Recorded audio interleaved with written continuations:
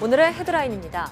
서울대 등 국제 공동연구진이 에이즈 백신을 개발할 수 있는 새 가능성을 제시했습니다. 동물 실험에서 에이즈 백신 효과를 확인한 연구팀은 올해 안에 사람 대상의 임상시험도 진행할 예정입니다. 정부가 신약 개발을 위한 인공지능 플랫폼 개발에 3년 동안 258억 원을 지원합니다. 인공지능 플랫폼이 개발되면 평균 15년이 걸리던 신약 개발 기간이 절반 수준으로 줄어들 것으로 기대됩니다. 지난 4월 세계 최초로 5G 상용화 서비스를 시작한 이후 69일 만에 가입자 수가 100만 명을 넘어섰습니다. 빠른 데이터 속도만큼이나 가입자 수도 가파르게 증가했지만 실제 소비자들이 느끼는 체감 서비스는 만족스럽지 못하다고 하는데요. 전문가와 전화 연결해서 자세한 얘기 들어보겠습니다. 과학을 책으로 배우면 어렵게 느껴지지만 현장에서 직접 관찰하고 탐구하면 진짜 과학의 재미를 느낄 수 있는데요. 아이들과 함께 체험 위주의 과학 수업을 통해 과학의 진짜 재미를 찾아주는 타우형 과학 전담 교사를 오늘 주민피플 시간에 만나봅니다.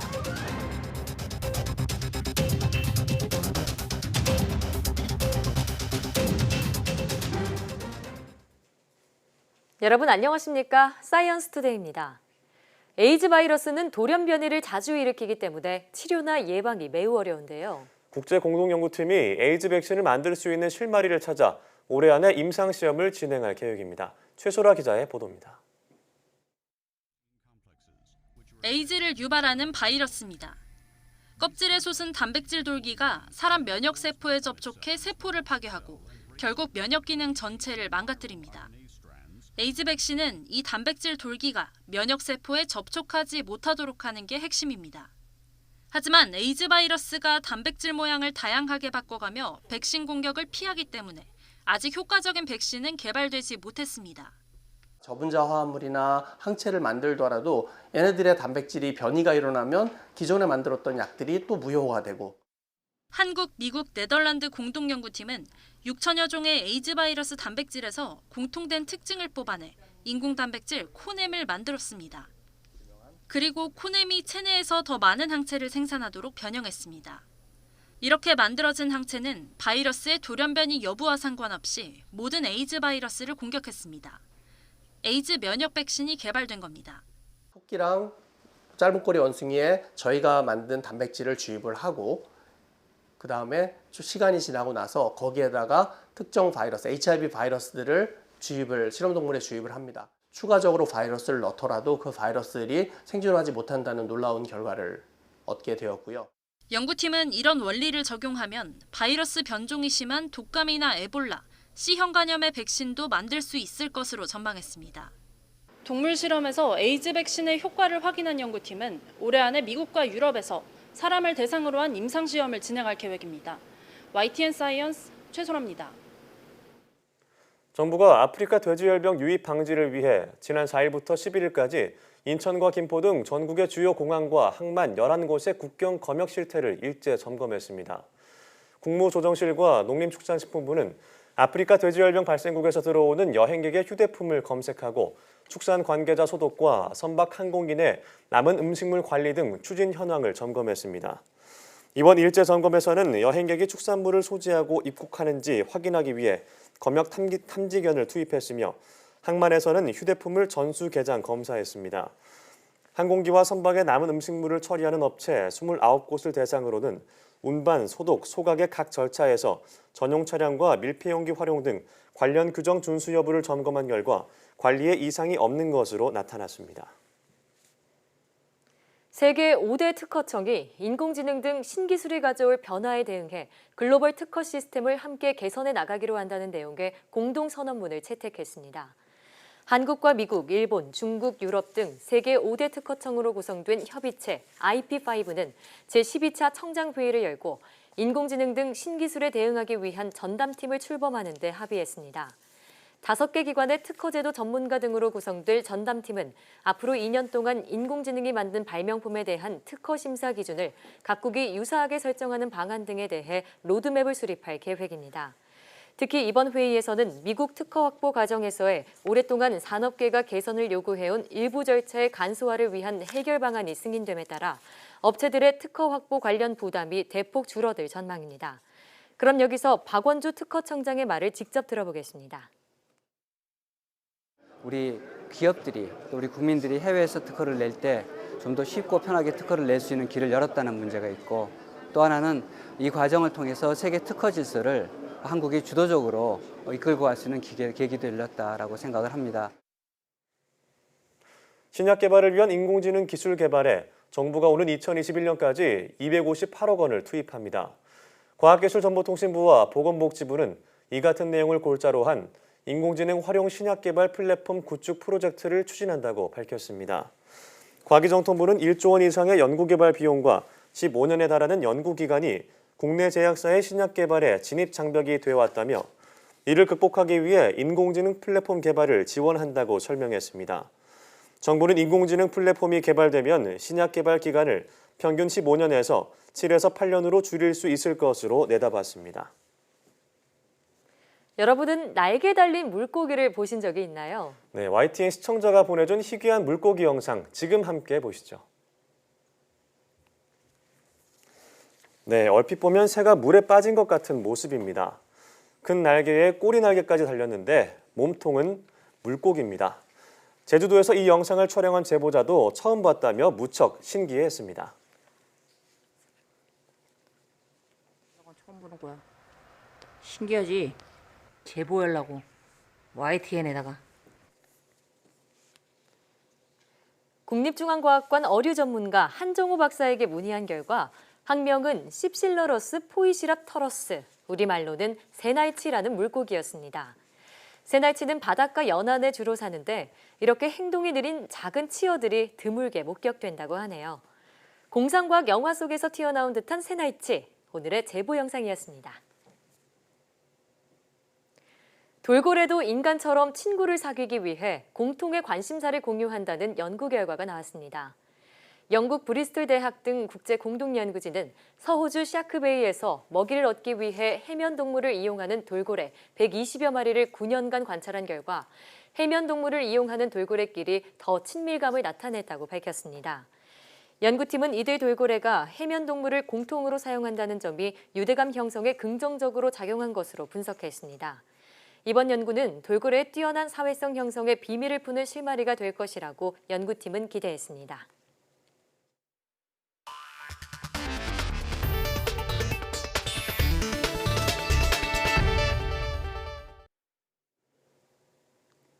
지난 4월 세계 최초로 상용화 서비스가 시작된 5G가 69일 만에 가입자 수 100만 명을 돌파했습니다. 네, 이는 LTE 가입자 증가보다 빠른 속도라고 하는데요. 화면 보면서 설명드리겠습니다. 지난 4월 3일 밤 11시부터 개통을 시작했던 5세대 이동통신. 3사 통신사들이 대대적인 홍보를 통해 가입자 유치에 나섰는데요. 네, 5G 가입자는 4월 말 27만 명에서 5월 말에는 77만 8천여 명을 넘어섰고 지난 5일에는 80만 명 중반대에 들어섰습니다. 그리고 지난 11일 기점으로 5G 가입자 수가 100만 명을 넘어선 겁니다. 상용화 시작 후 69일 만에 100만 명을 돌파한 것으로 4세대 이동통신인 LTE가 상용화 서비스 시작 5개월 만에 100만 명을 넘어선 것에 비하면 굉장히 빠른 속도입니다. 5G의 특징은 크게 세 가지로 초고속과 초지연, 초연결입니다. 최대 속도가 20GBps에 달하는 이동통신 서비스를 말하는데요. 지금 흔히 사용하는 스마트폰보다 20배가량 처리 속도도 빠르고 처리 용량도 100배 많은 혁신 기술이죠. 빠른 응답 속도 역시 장점인데 지연 시간은 LTE의 10분의 1 수준입니다. 터치하자마자 웹페이지가 뜨거나 영상이 재생된다는 거죠. 최신 기술인 만큼 가입자 수는 빠르게 늘었지만 문제는 서비스 만족도입니다. 5G 이용자들이 체감하는 속도는 그렇게 빠르지 않다고 하는데요. 그 이유는 뭘까요? 아직은 부족한 5G 기지국 때문입니다. 지난 10일 기준 이동통신 3사가 구축한 5G 기지국은 모두 6만 1,246개입니다. 이는 현재 LTE 기지국 수의 10분의 1에도 못 미치는 수준입니다. 네, 그나마 다행인 건 5G 기지국의 증가세가 빠르다는 건데요. 과학기술정보통신부에 따르면 5G 기지국은 최근 한 달 사이에 4천여 곳 가까이 증가했습니다. 이는 지난해 5G 주파수 할당 당시 세웠던 최소 기지국 구축 목표보다 평균 2.5배 빠른 속도로 늘어나고 있는 셈입니다. 특히 LTE 데이터 트래픽을 살펴보면 80%가 실내에서 사용하고 있는데요. 이와 관련해 과기부는 다음 주부터 주요 공항과 KTX 역사, 대형 쇼핑센터, 전시장 등 120여 개 인구 밀집 건물에서 5G 실내 수신 서비스를 개선할 계획이라고 밝혔습니다. 여기에 350여 개 영화관과 경기장, 대형마트 등도 하반기까지 실내 시설 공동 구축 작업도 진행하기로 했는데요. 과기부는 또 전국 지하철에서도 5G를 사용할 수 있도록 노선별로 5G 기지국 구축 작업이 진행 중이며 서울교통공사를 비롯한 담당 기관과 긴밀하게 협의해 나가고 있다고 설명했습니다. 앞서 보셨듯이 5G 가입자가 100만 명을 넘어섰습니다. 현재 속도라면 올해 안에 가입자가 500만 명을 넘어설 거라는 추측도 나오고 있는데요. 네, 하지만 5G 사용자들 사이에서는 갑작스레 신호가 끊겨 LTE 우선 모드를 쓰는 분들도 적지 않다고 합니다. 전문가 연결해서 자세한 내용 알아보겠습니다. 국회 과학기술정보방송통신위원회 안정상 수석전문위원 전화 연결되어 있습니다. 안녕하세요. 네, 안녕하세요. 안정상입니다. 네, 반갑습니다. 자, 5G 폰을 사고도 LTE 우선 모드를 쓰는 분들이 적지 않다고 하는데요. 네. 자, 결국 아직은 5G 이용이 원활하지 않다는 얘기죠. 왜 그렇다고 볼 수 있을까요? 네, 그렇죠. 지난 4월 3일부로 해가지고 이제 일반 이용자에게 이제 5G 서비스가 개시가 되었습니다만은 사실은 그 동안에 이 서비스 끊김 현상이라든지 또 4G와 다를 바 없는 속도 이런 부분들 때문에 이 통신 품질 불량 또 배터리 소모량이 증가하는 이런 이용자들 불만이 많이 팽배했죠. 사실 이 문제의 가장 큰 핵심은 사실은 5G 기지국 부족 문제입니다. 현재 좀 전에 말씀한 것처럼 전국적으로 예전에 그 4G LTE보다는 10% 정도밖에 아직까지 기지국이 구축되어 있지 않습니다. 물론 속도를 가속하고 있지만은 아직도 많이 부족한 기지국 문제가 가장 큰 문제고요. 두 번째는 이 4G LTE에서 이 5G로 막 연동이 이루어져야 되는데 이게 지금 현재 매끄럽게 이루어지지 못하고 있는 이 가장 큰 두 가지 요인 때문에 이런 현상의 어떤 불만과 문제가 야기되고 있는 그런 상황입니다. 예. 네, 아직 상용화를 위해서는 시간이 좀 더 필요해 보이는데요. 자, 그렇다면 이 같은 문제를 해결하기 위해서는 어떤 점이 필요할까요? 네, 좀 전에 말씀드린 것처럼 핵심적인 사항은 기지 구축이 가장 핵심적인 문제이고요. 네. 네. 사실 이 5G 서비스의 가장 큰 문제는 4G LTE보다는 더 촘촘하게 기지국들을 만들어야 되기 때문에 사실은 4G LTE보다는 약 10배 이상의 기지국들을 만들어야 됩니다. 그래서 여기에 대해서는 사실은 정부가 앞장서서 이런 5G 서비스 불편히 이용할 수 있는데 불편이 없도록 하기 위한 그런 정책적 지원이 앞장서야 될 것이고요. 이동통신 사업자들은 여기에 걸맞게 가입자 유치 경쟁에만 몰입해서는 안 되고 이 양지 이동통신 서비스를 제공하기 위해서는 정부와 함께 기지 구축을 하는 데에 모든 역량을 사실은 집약을 할 게 필요합니다. 그리고 LTE망과 연동하는 기술적 역량이 상당히 중요한데 여기에 대해서도 역시 정부와 기업들이 함께 힘을 합쳐서 역량을 집중하는 노력이 가속화되어야 된다고 봅니다. 네. 자, 더 촘촘한 기지국 구축과 4G와 5G 망연동이 필요하다 이런 말씀 해주셨는데요. 네.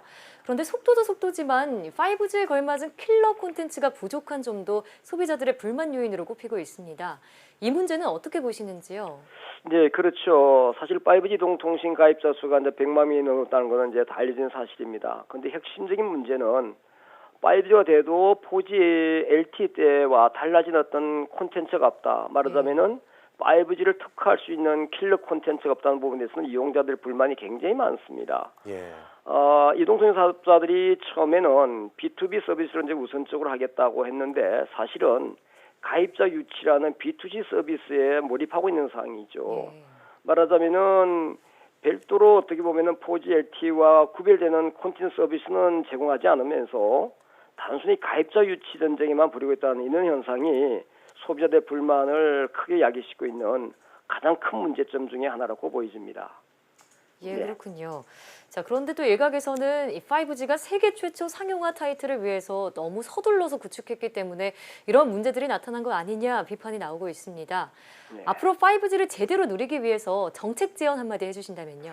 네, 그렇죠. 우리나라가 사실 세계 최초 5G 서비스를 론칭한 것은 대외적으로 글로벌 IT 강국 한국이었던 상징의 의미가 큰 건 분명합니다. 그러나 방금 말씀하신 것처럼 이런 최초라는 타이틀에 너무 몰입해서 아까 말씀드린 것처럼 불량한 통합 품질 문제, 또 준비되지 않은 콘텐츠 이런 문제가 굉장히 많이 야기되기 때문에 향후에는 이제 정부와 기업이 사실은 이제 머리를 맞대고 이런 어떤 5G 시대에 걸맞는 B2B 서비스, B2C 서비스 이러한 것에 대한 전략을 구축하고 이게 사실은 대한민국 4차 산업혁명의 어떤 퍼스트 무비로 도약하는 데에 가장 토대가 되기 때문에 여기에 대한 모든 정책적인 어떤 역량을 집중하는 그런 노력이 필요하다고 생각합니다. 예. 네, 아직 5G 시대에 정착하기에는 갈 길이 멀어 보이는데요.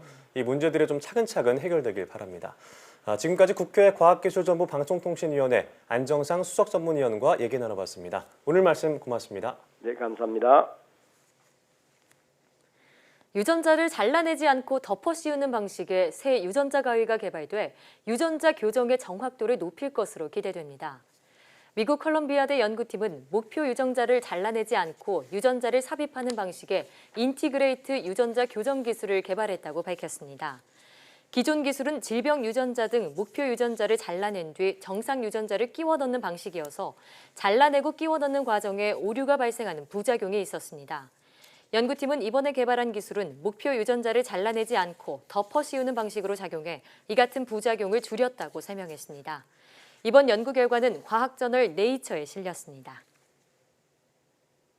목성의 위성 유로파의 얼음 및 바다가 지구 바다와 비슷한 성분일 것으로 추정된다는 연구 결과가 나왔습니다. 미 캘리포니아 공과대학 연구팀은 허블 우주망원경으로 분석한 결과 유로파의 바다 성분은 기존에 예상했던 황산염이 아니라 지구 바다와 같은 염화칼슘으로 보인다고 밝혔습니다. 연구팀은 유로파 바다 성분이 실제로 염화칼슘이라면 유로파 바다는 우리가 생각했던 것보다 더 지구와 유사할 것이라고 말했습니다. 1960년대 미국 우주개발 프로그램에 공헌한 3명의 흑인 여성을 기리는 거리가 생겼습니다. 나사는 워싱턴 DC에 있는 나사 본부 앞 이스트리트 SW길을 앞으로 히든 피겨스 웨이로 부르겠다고 밝혔습니다. 히든 피겨스는 1960년대 미국 최초의 유인 우주 비행 탐사 머큐리 계획의 숨은 공신인 캐서린 존슨과 도로시 본, 메리 잭슨 등 3명의 흑인 여성 과학자를 다룬 일대기인데 영화로도 제작돼 화제가 됐습니다. 다음 달부터 6개월 이상 국내에 체류하는 재외국민 포함 외국인은 건강보험에 의무 가입해야 합니다. 건강보험공단은 다음 달 16일부터 이런 내용의 외국인 재외국민 건강보험 당연 가입 제도를 시행한다고 밝혔습니다. 외국인들은 직장을 가진 경우를 제외하면 건강보험 가입 여부를 필요에 따라 선택적으로 결정할 수 있었습니다. 그러나 이런 임의 규정 탓에 건강보험에 가입하지 않던 외국인이 고액의 진료가 필요하면 건강보험에 가입해 비싼 치료를 받고 출국하는 사례가 있었습니다. 건보공단은 이번 조치로 약 40만 명의 외국인이 지역 가입자로 추가 가입할 것으로 예상했습니다. 외국인 지역 가입자가 내야 하는 월 보험료는 지역 가입자의 평균 보험료인 11만 3,050원 이상으로 책정됐습니다. 중국산 자동차 부품을 원산지 표시도 하지 않은 채로 들여와서 메이드 인 코리아로 찍어 국산으로 분갑해 판매한 업체들이 적발됐습니다. 네, 무려 300억 원어치가 넘는데 심지어 수출까지 한 것으로 드러났습니다. 홍선기 기자가 보도합니다. 자동차 부품 공장에서 메이드 인 코리아라는 원산지를 새기는 작업이 한창입니다. 그런데 이 부품들은 여기서 만든 게 아니라 중국에서 원산지 표시 없이 들여온 것들입니다. 완제품 그대로 여기서 메이드 인 코리아 찍어 나가는 거 맞습니까? 예, 맞습니다. 세관에 적발된 업체들이 이렇게 중국산을 들여와 국산으로 위조한 자동차 부품은 무려 626만 점, 325억 원어치나 됩니다. 대부분 서울 장안동 등 국내 자동차 부품 시장에 유통됐고 3분의 1가량은 해외 수출까지 했습니다.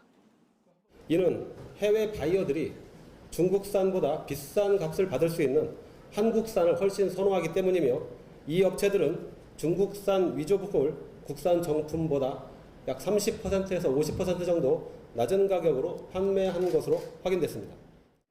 문제는 원산지를 속인 것이 전부가 아닙니다.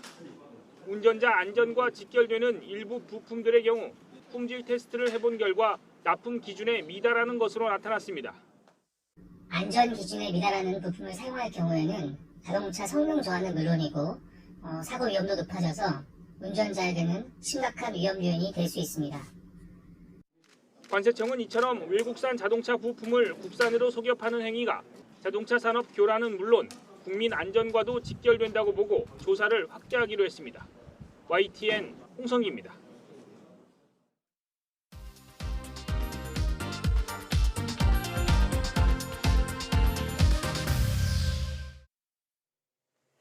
네, 과학은 어렵고 복잡한 학문이라는 선입견이 강한데요. 하지만 학생들 스스로 관찰하고 탐구하는 수업을 통해 과학의 재미를 찾아줄 수 있다고 합니다. 네, 오늘 주민피플에서는 경남 진주의 무지개 초등학교 하우영 과학전담교사와 함께 이야기 나눠보겠습니다. 어서 오세요. 네, 반갑습니다. 네. 자, 오늘 출연을 위해서 진주에서 이렇게 먼 거리 예. 해주셨는데요. 우선 나와주셔서 고맙습니다. 감사합니다. 네, 자, 선생님께서는 자연의 모든 공간을 교실로 삼는 아주 특별한 과학 수업을 하고 계시다고 들었는데요. 어떤 수업인지 자세하게 소개해 주세요. 네, 저는 주말이나 방과 후에 아이들과 함께 학교 근처 강이나 산, 그리고 동굴로 갑니다. 네. 흔하지만 소중한 줄 몰랐던 자연에 대해 알아가기 위해서인데요. 우리가 매일 갈 수 있는 곳에서 생태 감수성을 기를 수 있습니다. 특히 현재 근무하는 학교에서 걸어서 10분 거리에 영천강이 있습니다. 예. 네. 아이들, 학부모님들과 함께 어떤 민물고기들이 어떻게 살고 있는지 쪽대로 찾다 보니까 다양한 멸종위기종 민물고기들을 확인할 수도 있었습니다. 네. 그래서 소중한 생물들의 개체수를 파악해 탐구 활동도 하고 지역사회 사람들에게 인식 증진 활동이나 캠페인 활동도 실시하고 있습니다. 근데 이렇게 인식 증진 활동이 거창한 것이 아니라 학생들이 자기 손으로 도감도 만들고 연극도 해보고 민물고기의 일생을 표현해 보는 것입니다. 네. 그리고 단순히 민물고기를 관찰하는 데서만 거치지 않고 저 민물고기는 왜 하필 저렇게 물살이 빠른 곳에서 자랄까? 네. 그리고 산란가는 왜 저런 색깔일까? 하는 탐구 과정을 넣어서 DNA 분석도 해보고 또 360도 수중 카메라 촬영도 해보고 학생들이 스스로 느낄 수 있는 수업을 지향하고 있습니다. 네, 아이들이 만든 도감이라고 보기에는 네. 정말 잘 만들었네요. 네, 맞습니다. 네. 네, 참 제가 듣기만 해도 이렇게 신나는데 네. 아이들은 얼마나 즐거울지 딱 바지 걷어붙이고 이제 들어가시는 거잖아요.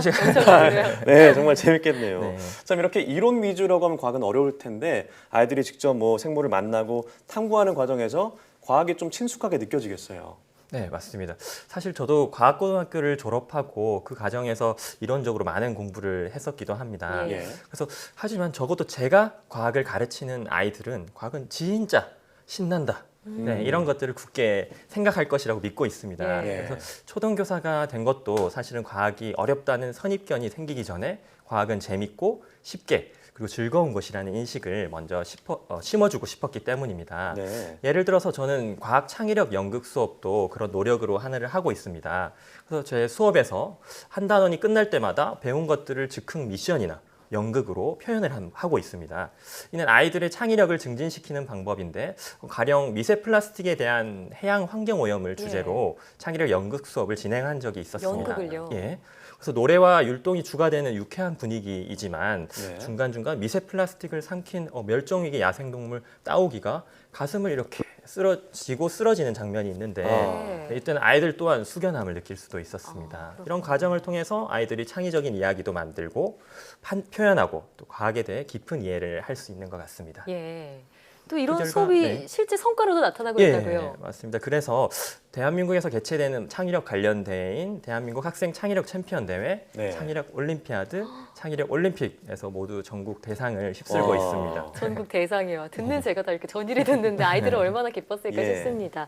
사실 그런데 교과 수업만으로 이런 모든 활동을 하기에는 좀 힘들잖아요. 그래서 아이들과 함께 생태 활동도 하고 말씀하신 연극도 하는 그런 과학 동아리를 만들었다고 들었습니다. 네. 이름이 참 좋던데요. 네. 소개해 주시죠. 네, 바로 제가 운영하고 있는 과학 발명 동아리는 리틀 뉴턴입니다. 리틀 뉴턴. 네, 곧 제 삶과 같은. 네. 그래요. 그래서 제 교직 생활에 큰 축이 되고 있습니다. 저와 함께하는 아이들은 초등학교 때부터 과학 동아리를 생각하기만 해도 즐거운 곳으로 여기고 이곳에서 과학을 느낄 수 있습니다. 예. 그래서 발령받은 그때부터 시작된 동아리가 벌써 올해로 4기째이고요. 예. 매일 아침 7시부터 학교가 문을 닫는 밤 10시까지 네. 공휴일, 방학, 방과 후 상관없이 제가 있는 과학실에서 수업을 진행하고 있습니다. 예. 그래서 리틀 뉴턴에서는 특히 다양한 프로젝트를 진행하고 있는데요. 프로젝트 내용은 아이들과 동떨어진 주제가 아니라 바로 우리 근처에 있는 것입니다. 네. 그래서 예를 들면 지금 어제 아이들이 오셨네요. 만들었던 이런 식물의 구조와 기능을 배우고 좀 보이게 네. 볼 수 있을까요? 네, 여기 예. 보시면 아이들이 식물의 구조와 기능을 배우고 나서 이 과정을 로봇 네. 코딩으로 이렇게 이렇게 올라가고 로봇인가요? 네. 직접 올라가는 거예요? 네, 올라가서 이제 구슬을 떨어뜨리고 하면서 식물의 구조와 기능을 알아가는 이런 활동도 아이들이랑 하고 있습니다. 그렇군요. 네. 그래서 특히 2017년에는 우리 바로 주변에 있는 남강에서 민물고기인 납자루학과 그리고 흰수마자 탐구를 하고 2018년에는 저희 학교 이름을 따서 무지갯빛 우리 동네 사이언스 투어 그래서 올해 2019년에는 경남의 박쥐, 속속들이 알기 등으로 동아리원들이 팀을 나눠서 과학 탐구대회에 참여하고 있습니다. 특히 2018년에는 이제 교육부에서 주최했던 한국 학생 과학 탐구 올림픽 과학 동아리 부분에서 전국 최우수상을 받기도 했었습니다. 자, 정말 상복이 많으신 것 같습니다. 네, 축하드리고요. 자, 2018년이면은 그 무지갯빛 우리 동네 사이언스 투어가 주제인 것을 해서 상을 받았다고 하셨는데, 자, 이건 어떤 내용이 담겨 있나요? 네, 바로 제가 근무하고 있는 무지개 초등학교 주변에는 다양한 과학 요소들이 많이 있습니다. 학교 바로 주변에 세계적인 대규모 화석 산지가 있고 걸어서 10분 거리에 멸종위기종 민물고기가 서식하는 영천강이 흐르기도 합니다. 네, 이런 컨텐츠로 아이들이 직접 사이언스 투어 프로그램을 만들고 친구나 가족, 지역사회 학생들을 대상으로 투어를 운영하기도 했습니다. 그래서 이 프로젝트로 전국 과학활동 우수 학생과 교사로 선발돼서 지난 1월 타이완으로 4박 5일간의 해외과학 탐방을 다녀왔습니다. 그래서 오는 8월에는 또 학생들과 함께 미국 뉴저지 주다 라이더 대학교에서 열리는 세계 학생 창의력 올림피아드에 한국 대표로 참가할 예정입니다. 일단 뭐 진주가 여러 과학 요소가 많다고 하셨는데 진주는 사실 역사 도시로 유명하잖아요. 근데 과학 도시로 불려도 손색이 없을 것 같다는 생각도 듭니다. 자, 앞서 타이완으로 해외 과학 탐방을 다녀오셨다고 했는데 정말 국내에 그치지 않고 여러 곳을 다니시고 계신 것 같습니다. 거기서는 어떤 걸 보고 배우셨나요? 네, 이번 타이완 해외 과학 탐방은 이제 교육부가 주최했던 행사였습니다. 아이들과 제가 늘 머릿속에 꿈꿔왔던 사이언스 공유 투어였습니다. 타이완에는 어떤 과학 체험 컨텐츠가 있을지 설레기도 하고 과학교육관과 국립자연과학박물관, 그리고 예류 지질공원 등 곳곳을 방문해서 체험하고 아이들이 할 수 있는 스팀 융합인재 교육을 생각해 볼 수도 있었습니다. 아이들과 하나하나 천천히 컨텐츠를 살펴보면서 과학에 관해 이야기도 나누고 더 큰 꿈을 꿀 수 있어서 유난히 달콤했던 시간이었습니다. 그리고 일반 여행으로는 만날 수 없는 타이완의 여러 학교를 방문해서 과학 수업에 참여했던 것도 기억이 남습니다. 그래서 타이완 현지의 초등학교 과학 선생님들과 스팀 교육과 관련된 아이디어도 나누고 각 지역의 과학 수업에 대해 고민하고 공유할 수도 있었습니다. 참 아이들이 해외에서 다양한 과학 문화도 즐기고 다양한 체험하면서 과학에 대한 어떤 견문이나 다양한 식견이 넓어질 것 같은데요.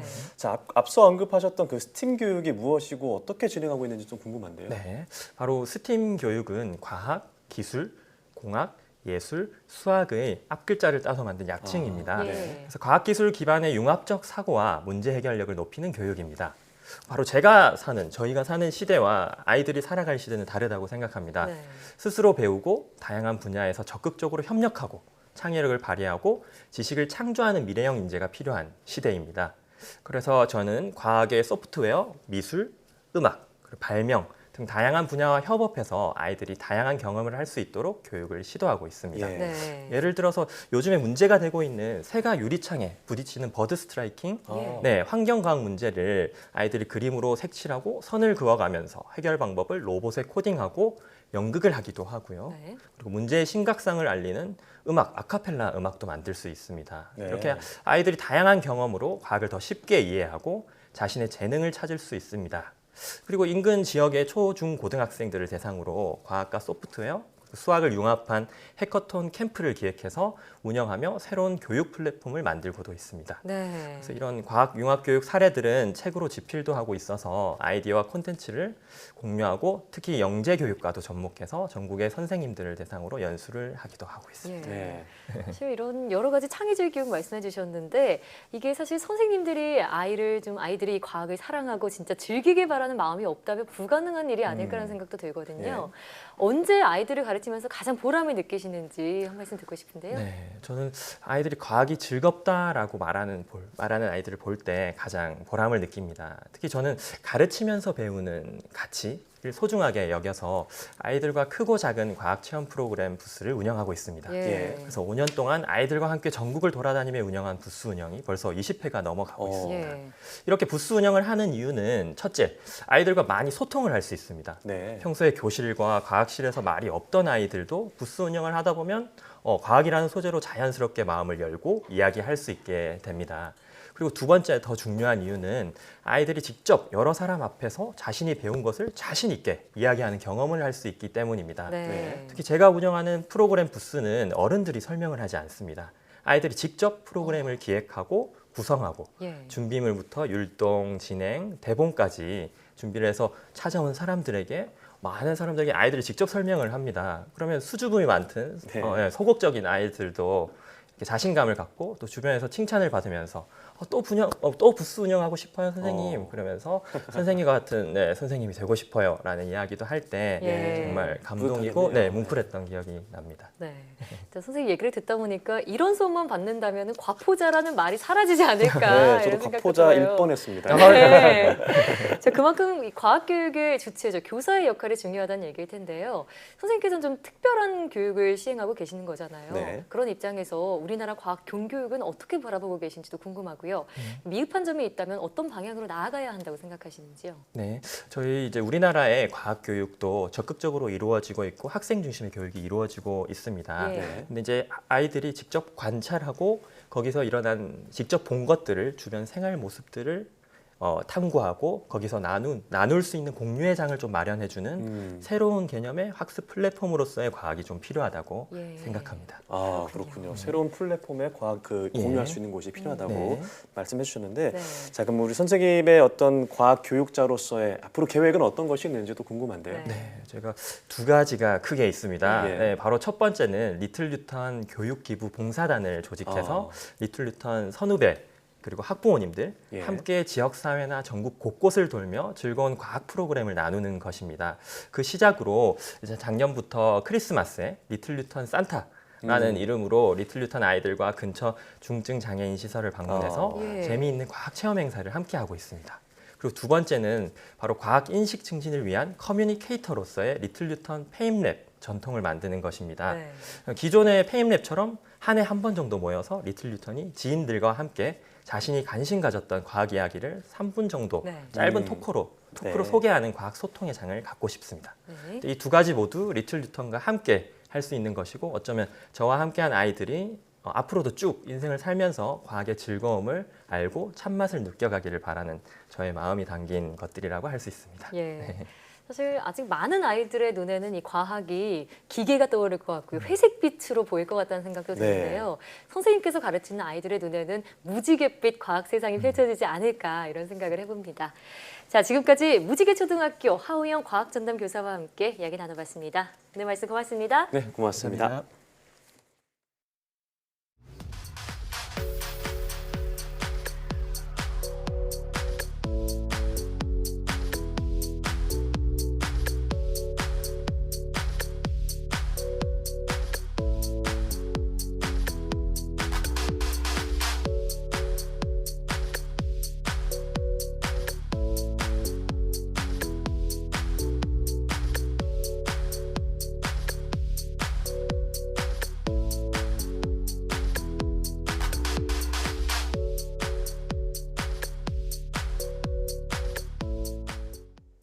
파이브지 가입자 수가 이달 안에 120만 명을 돌파할 것이란 전망이 나오고 있지만 아직 갈 길은 멉니다.